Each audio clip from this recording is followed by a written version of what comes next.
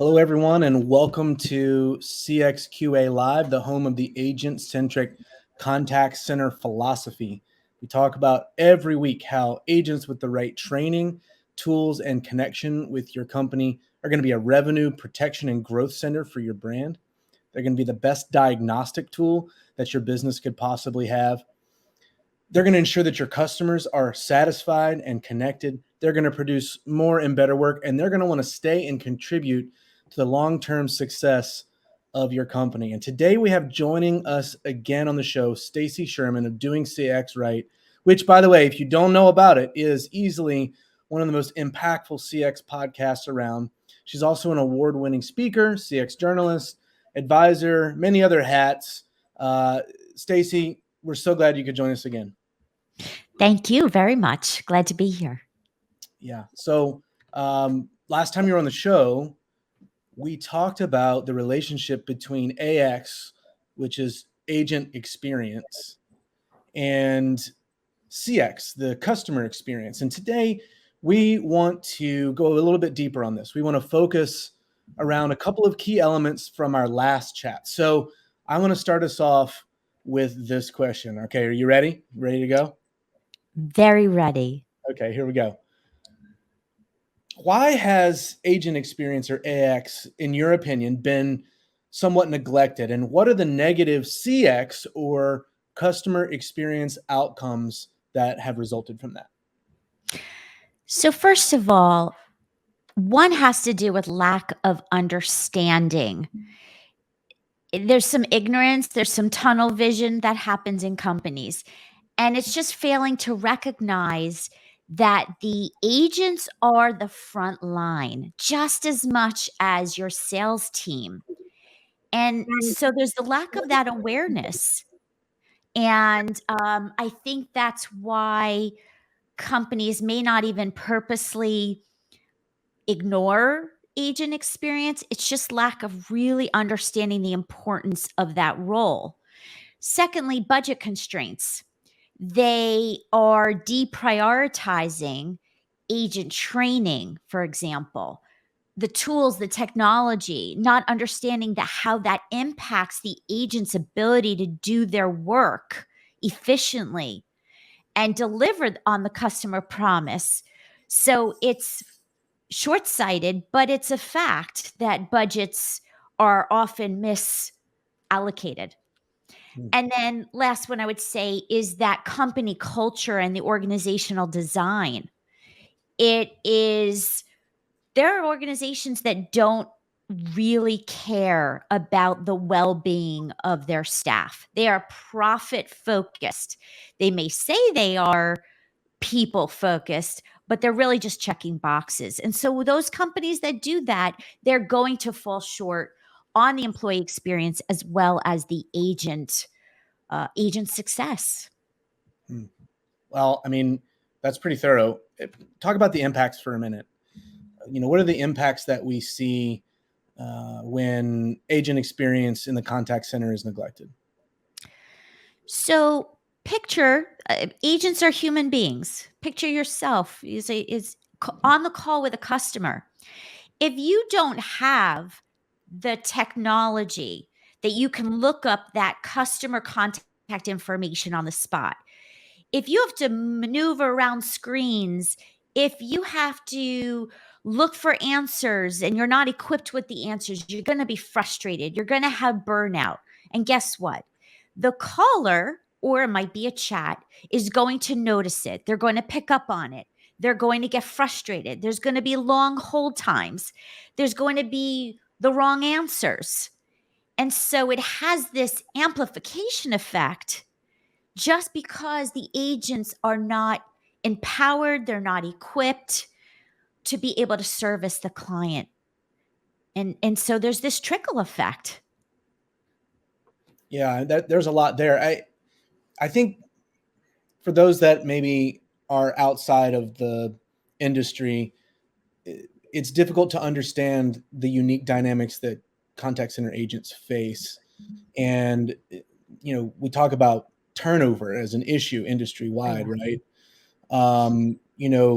Turnover has not typically been good in the contact center compared to other industries and other parts of the economy. It's typically had a little bit of a higher turnover rate, and some of that is that a lot of customer service interactions are dealing with frustrated customers, and there's a certain level of increased complexity, we'll call it, or maybe even a negative tone to some of the higher percentage of the work that is done in the contact center versus other components. You mentioned how contact center agents are frontline, but then when you don't have the support as an agent, right? To feel like you're equipped, to feel like you are supported, to feel like you even yourself believe in the company that you're now representing, perhaps.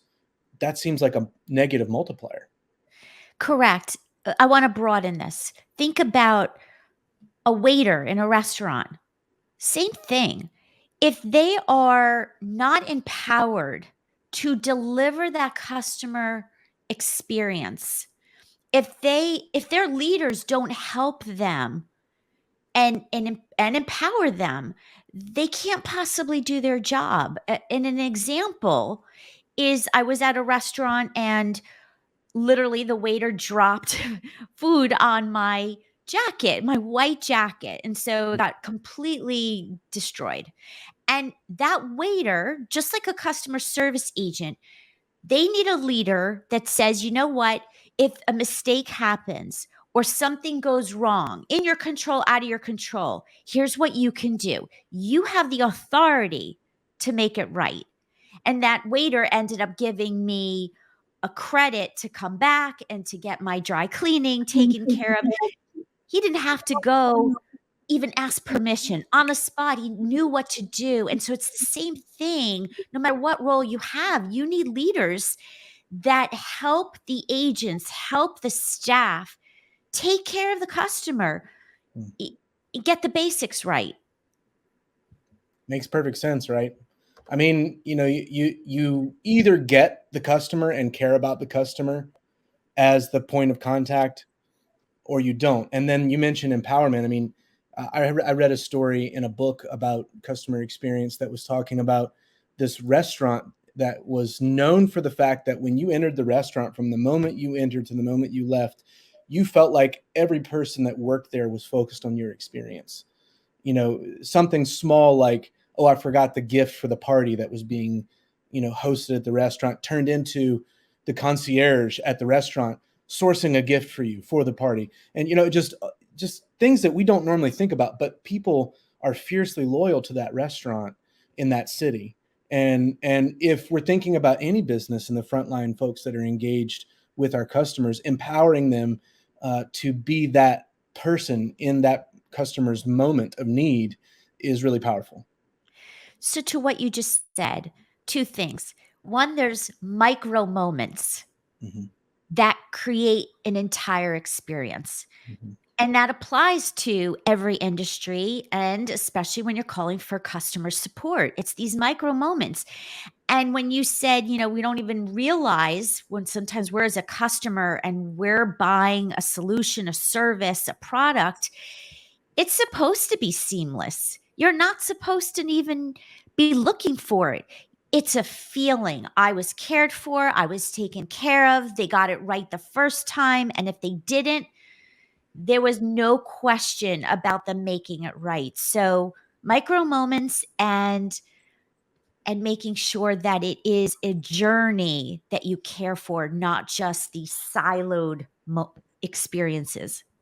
That's really good. So we've kind of made the connection generally here in the opening few minutes between the agent experience in the contact center with the backdrop of larger business principles, right? Of Yes. focusing on the customer, but the agent, the employee, needs to be empowered, needs to feel connected to the business, needs to have the tools they need in order to do that, or that experience will not be what the customer has.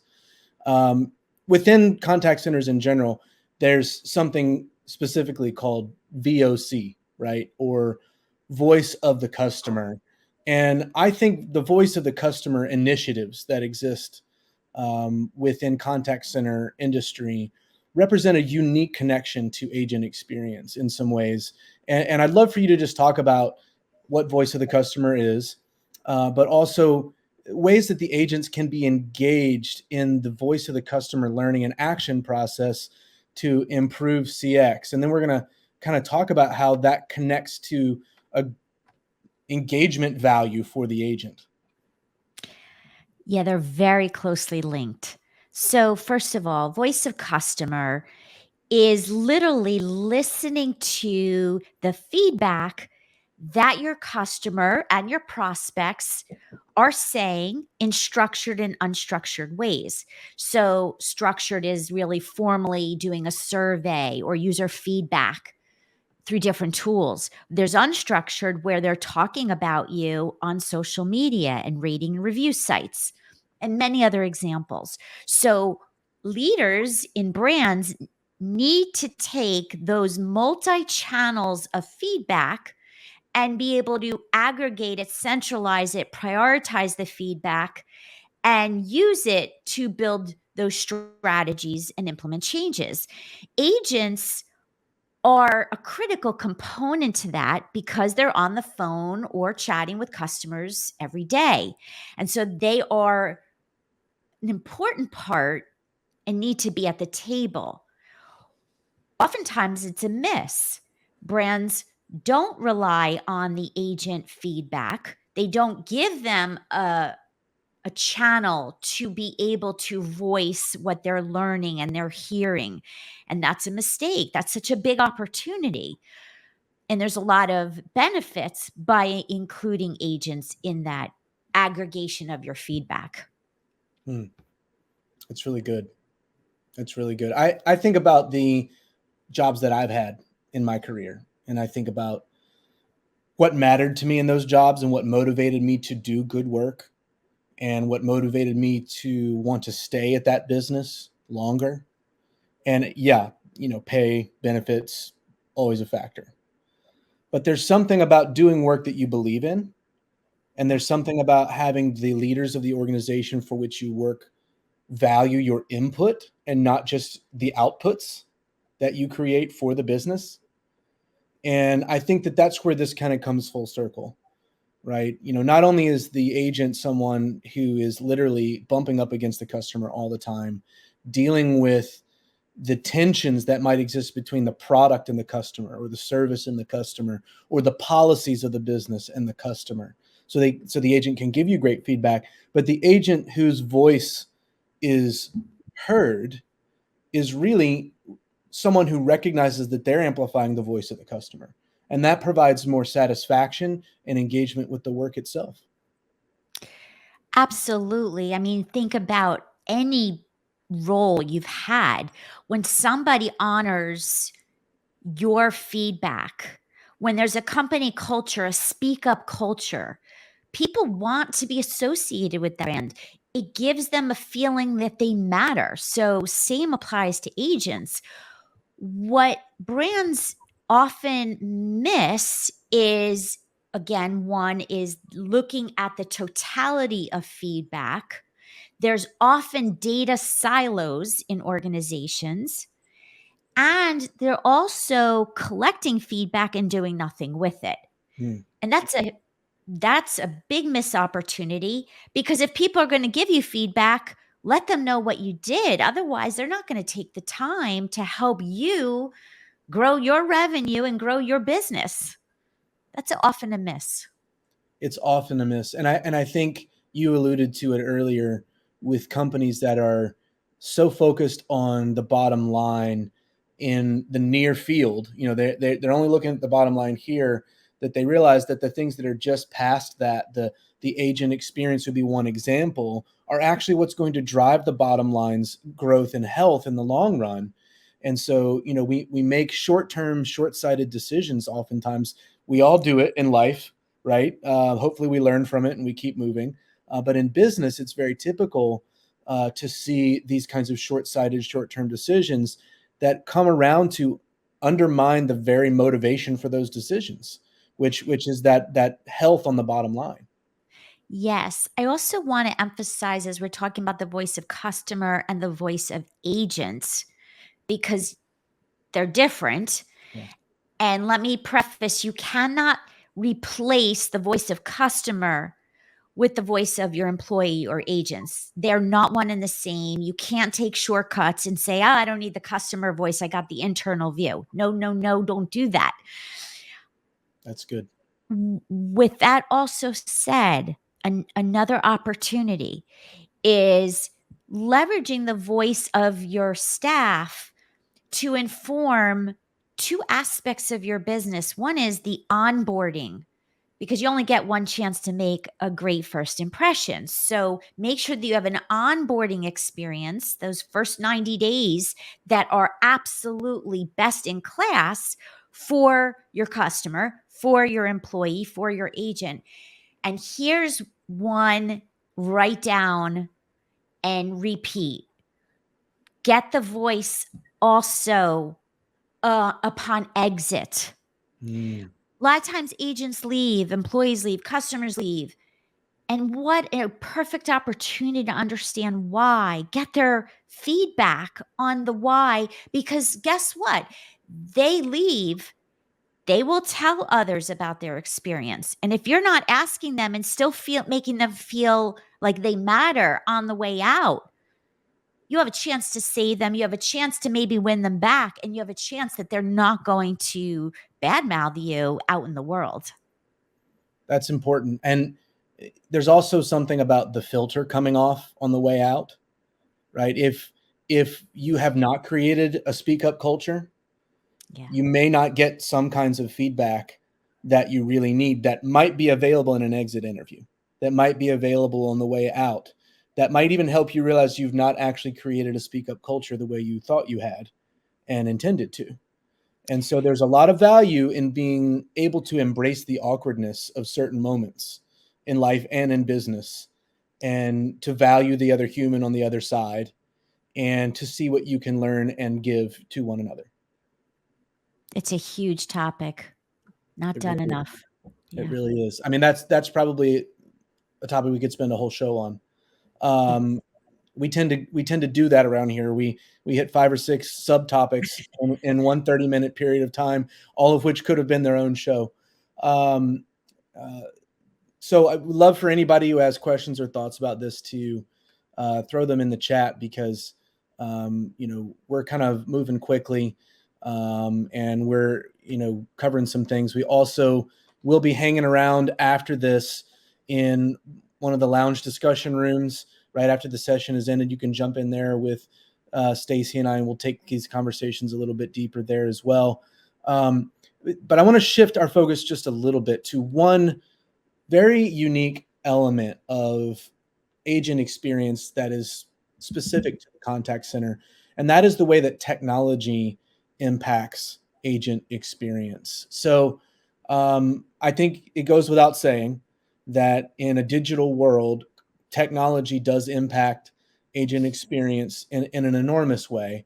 The data that is utilized by the agent during the interactions either does or does not guide the interactions, is the sort of repository for what happened during the interactions, and the ability for all of this to operate in sync and in a way that helps the agent to provide the experience that is desired for the customer. These are enormous variables. So maybe you can just kind of give an overview about your thoughts about this, but also let's also make sure we touch on how leaders can assess the positive and negative impacts of technology on agent experience. Yeah, another topic we can spend a long time on. So I'll talk to the bottom line here. So technology, one obvious, is improving efficiency. Mm-hmm. Repetitive tasks, that is very common in an agent role. And so the more that technology can be used to free up time when the agent is talking to a customer before, during, and after, there's so much value. The investment of the technology pays for itself, because then the agent can really do the tasks of what it's intended to do, is service the customer instead of those manual methods and focusing on all sorts of other things that actually creates burnout. So there's less effort, there's less stress, and technology can really help in efficiencies. and productivity. Secondly, the access to information.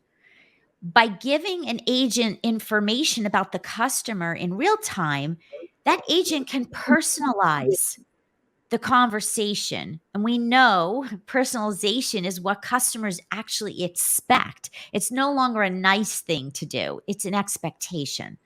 So, really helping the agent be informed quickly instead of gathering through tons of screens and looking for contact information and their last purchase, giving it to that agent up front is really beneficial.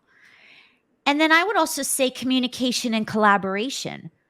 So, giving the agents a way to communicate and talk and get help. Some companies provide a community. They offer a way that it's easy for agents to ask each other for help, peer to peer education. How do you handle this situation? What do you do? There's a lot of value in community, and technology is a great way to do that since there's a distributed workforce. So I can go on, but that is just a few of the ways that technology can really improve agent experience that drives agent success. So, I mean, there's, like you said, there's a ton in what you said, and there's a ton more you could have said at the same time. I want us to zero in on this assessment responsibility because, tools, they have the ability to be used well. They have the ability to be used poorly. And, this is a basic philosophy of technology, but it's also just facts. If we use the tools poorly, not only will we not see the outcomes that we intended, but we might see unintended negative outcomes as well, things you didn't even necessarily see coming. One in particular that jumps out to me in the contact center world is having too many components to the tech stack that don't talk, don't communicate, don't operate in concert, and so the agent is left to sift through that chaos. What are some other principles here about sort of soliciting or creating a good assessment of the tech as it relates to agent experience? Well, from my experience being in different companies and different industries, there's not only the data silos, but the human silos. So, what happens is you have one department making the decision on the technology, and they don't bring the end user to the table. And so that's just, I'm trying to find a nice word for it, but I can't. It's just Less than not. ideal. It's less than ideal. How about It's that? less than ideal. So if I'm an agent and you're expecting me to use technology and it has the worst user experience, and I never got a chance to actually play with it, give feedback, but I'm the one that's going to have to use it, makes no sense. And so we need companies to break those silos, bring the end user to the table instead of one department making the decision, investing, and then wondering, why is it not even used? So that is tremendous. It sounds so basic and intuitive, but it's not done. And when that tech stack, keeps building, and the reason why is that the end user can't use it. They'll find their own way. They'll make a Excel spreadsheet rather than use the technology that you gave them that is not intuitive. Uh, they'll cover the monitor with sticky notes. Yes. And so they're like, wait, which sticky note do I need for this? Which sticky note? Or flipping through a manual that they've created for themselves to help navigate, right? Yes. Yeah. Well, that's a whole topic again unto itself, but I want to talk big picture. Let's zoom out just for a minute. I think there is a movement in general in contact center universe, we'll call it, to recognize the need for a greater focus on AX, for focus on agent experience. I think some of it is this high turnover that is costing the industry a ton of its profitability, and especially during the early COVID months where the remote work dynamic was thrust upon us as societies, and economies, and it had to be figured out in a very short period of time. And then there was this unique dynamic where now you don't have to move in order to get a new job as much. And so there was a lot less uprooting of people's lives. And so it became easier for, those working remotely to shift jobs. And so the other thing that happened during the pandemic is the stigma of changing jobs more rapidly in quicker succession was reduced because it was happening to more people, and it was something that became more acceptable. And so you saw a turnover increase in a lot of industries, but there is sort of a reality that the turnover rate in the contact center became almost unacceptable overnight. And so different questions began to be asked. And I think we're still riding the wave of that somewhat, where we're recognizing as an industry more that there are benefits to be had from focusing on the agent experience. And that's, of course, what our topic has been today. But what can be done thinking for the good of the industry, thinking for the good of the agent, for the customer, for societies, for economies, big picture stuff here. What can be done in your mind, Stacy, to further this movement, to grow this awareness of the importance of agent experience in the contact center? So a few things. One, it is booming. The gig economy is real. And there is a need, and agents are, as employees are, expecting to be able to work how they want, when they want, where they want. So that is clearly a trend. And they also know that there's a lot of places that they can do gig work. Mm-hmm. So it is important for businesses to understand that, to be able to retain that top talent. How do you retain them? Well, you've got to put focus and emphasis on the agent experience, the agent training, the agent success. And it starts with leadership. It starts with their commitment. It starts with not having one person in your company focused on agent experience. We're talking about a team. We're talking about really investing the people, the technology, the resources. It's not just one person, especially if you have a call center, they could be work from home, they could be remote, or they can be in person. You need more than one person who is focused on their well-being, who's focused on making sure they have the answers quickly to service that customer. So that's my belief, that the companies that are going to win have a real dedicated team and are doing it right. They're not just checking boxes. And agents have choices now. The gig economy is real.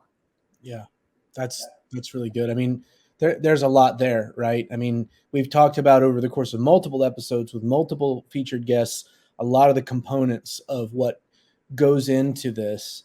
But I think if we could distill it down into one basic thing, it's recognize the realities.